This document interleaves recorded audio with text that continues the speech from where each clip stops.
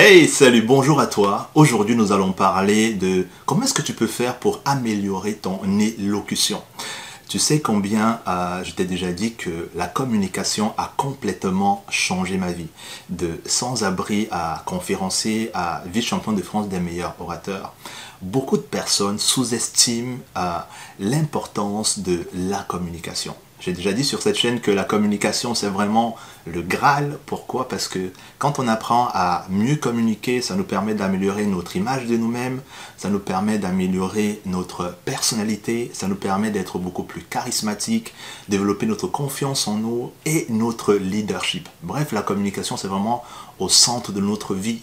Parce qu'on est toujours en train de communiquer avec notre entourage, avec nos employeurs, avec nos fournisseurs, avec nos clients, avec nos salariés. Bref, la communication, c'est un levier tellement important que quand on est un meilleur orateur ou oratrice, notre vie n'est tout simplement pas la même. Parce que quand il s'agit de régler les conflits, de motiver les gens, de les encadrer, de les fédérer, la communication, c'est essentiel. Le problème, c'est que souvent très peu de personnes arrivent à comprendre que dans la communication, il y a un point qui est crucial, c'est l'élocution. C'est la qualité des mots que j'utilise en fait. La tonalité, comment est-ce que j'articule.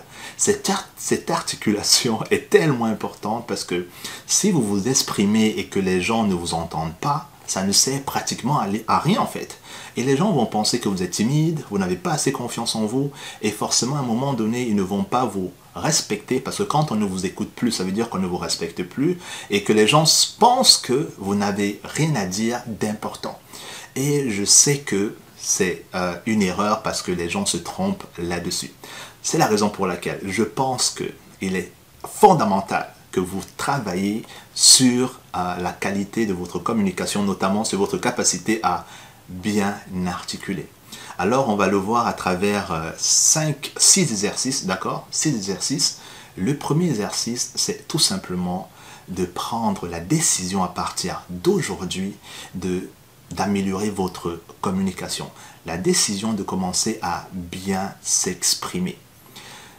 Rien ne sert de courir, rien ne sert de se précipiter. On va prendre notre temps pour que nos mots sortent bien de notre bouche et surtout arrivent bien dans les oreilles de la personne qui nous écoute. Pour cela, il y a 2 choses qui sont importantes. On prend la décision de commencer à parler beaucoup plus fort, ça c'est la première chose. Et la deuxième chose, c'est de commencer à bien articuler quand on s'exprime. La décision, on va se dire que c'est simple, mais c'est hyper important parce que quand je décide, quand je prends une décision, ça veut dire qu'il y a quelque chose que je ne veux plus faire et j'oriente mon cerveau vers un objectif précis. C'est pour cette raison que ceux qui prennent les décisions ont sûrement beaucoup plus d'avantages que ceux qui n'en prennent pas. Donc, première décision, on va améliorer notre communication. C'est très très important. À partir d'aujourd'hui, que ce soit en famille, que ce soit dehors, même les conversations banales, on va commencer à s'entraîner partout. D'accord? Améliorer notre communication, première décision. La deuxième chose, c'est que très souvent, il y a une chose dont on ne se rend pas compte. On pense que la voix que l'on entend quand on parle, c'est vraiment la voix que les autres entendent. Mais ce n'est pas vrai du tout. Donc, ce que je vais vous demander, c'est tout simplement de t'enregistrer. D'accord? Je vais te demander de t'enregistrer, que ce soit dans ton téléphone ou tout simplement, si tu as un enregistreur, de parler et d'écouter ta voix. Je sais que c'est horrible. La première fois que j'ai écouté ma voix, j'ai dit « Oh, c'est moi qui parle comme ça !» C'est horrible, ça ne ressemble à rien en fait. Mais c'est important, pourquoi? Parce que quand tu entends quelque chose qui ne te plaît pas, ton cerveau tout seul va prendre la décision d'améliorer en fait ton articulation, d'améliorer ta voix. Je suis surpris aujourd'hui quand certaines personnes me disent « Didier, tu sais quoi? Tu as une belle voix. » Je dis « Quoi? Moi? Arrête de te foutre de ma gueule. J'ai une belle voix. » C'est pas vrai du tout.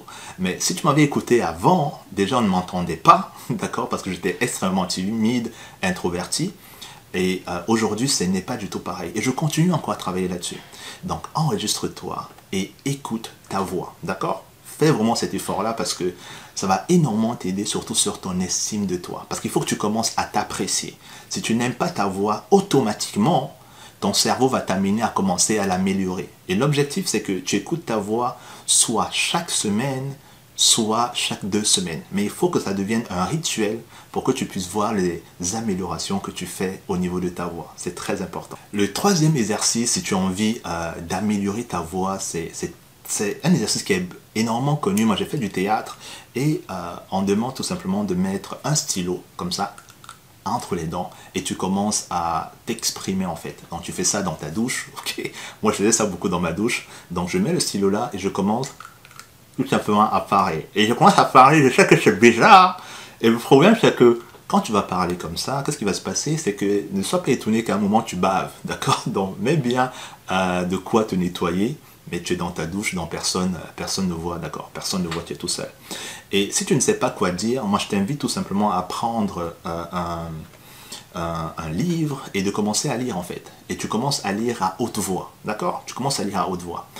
Cet exercice-là est très important, pourquoi? Parce que on a, pour la plupart des gens, une paresse articulatoire. C'est-à-dire que on a du mal à ouvrir la bouche, à muscler nos mâchoires, nos lèvres et tout.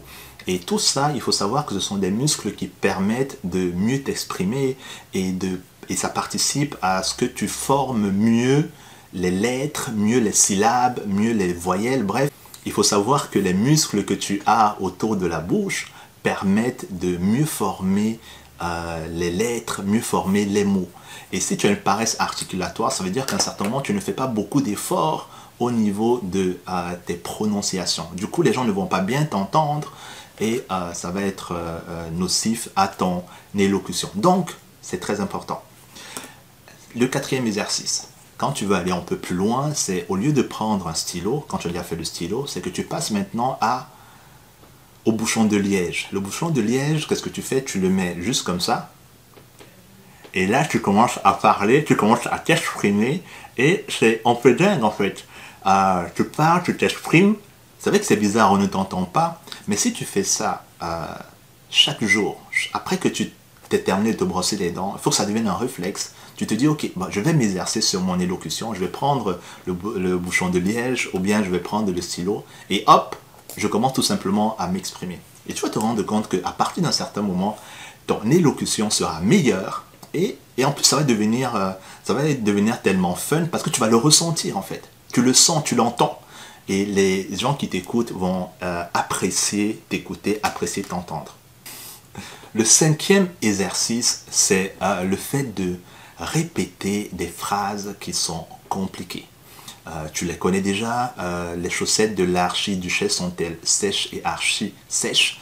Il y en a tellement, donc je t'invite tout simplement à rechercher sur internet ce type de phrases et de commencer à les répéter. Tu peux être dans le métro, dans la voiture, tu peux être dans la salle d'attente.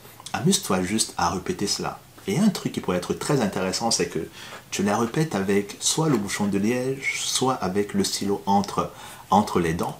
Et avec ces phrases difficiles-là, ça sera encore beaucoup plus puissant. Mais en tout cas, répéter les phrases difficiles, ça va t'aider à améliorer justement cette gymnastique articulatoire qui est nécessaire pour que tu deviennes beaucoup plus éloquent. Et le dernier exercice que nous avons, justement pour que tu deviennes beaucoup plus éloquent, d'accord?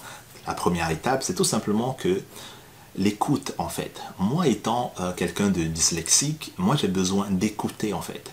C'est parce que j'écoute, quand j'écoute un mot, ça devient beaucoup plus facile pour moi de le redire. Si je ne l'ai jamais entendu, ça va être un peu compliqué, surtout si le mot est difficile. Et une des clés pour améliorer justement ton élocution, c'est tout simplement de commencer à écouter des personnes qui s'expriment bien. Et pour cela, je t'invite à prendre un abonnement ou bien tout simplement acheter certains audios sur Audible parce qu'il y en a qui font des très beaux audios. Le fait de les écouter très souvent, ça va amener ton cerveau à t'habituer à bien prononcer les mots et à bien t'exprimer. Une autre chose que tu pourrais faire, c'est tout simplement de commencer à écouter certaines émissions comme par exemple sur France Inter, où ils ont des très belles émissions, où on s'exprime très bien, ou encore sur la culture. Pas forcément là on parle de polémique et tout ça, parce que souvent le niveau est tellement bas que ça sert à rien. Mais là on parle de culture, et tu vas te rendre compte qu'au fur et à mesure que tu vas écouter, inconsciemment, tu vas te mettre à mieux t'exprimer, avoir envie de tester certaines choses dans la vie réelle, et ça va tout simplement améliorer ta communication. C'est tellement important, c'est ce que je suis en train de partager avec toi là, parce que la communication c'est le centre de la vie, c'est incontournable si tu as envie de te déployer et réussir professionnellement et même personnellement. Donc je t'invite vraiment à mettre ça en place, et je ne sais pas lequel de ces exercices tu préfères, en tout cas dis-le moi en commentaire, je me ferai un plaisir de te lire. Je te souhaite beaucoup de succès, c'était Didier Gelanor, ton coach, ton mentor. On se donne rendez-vous demain, prends bien soin de toi, ciao, bye.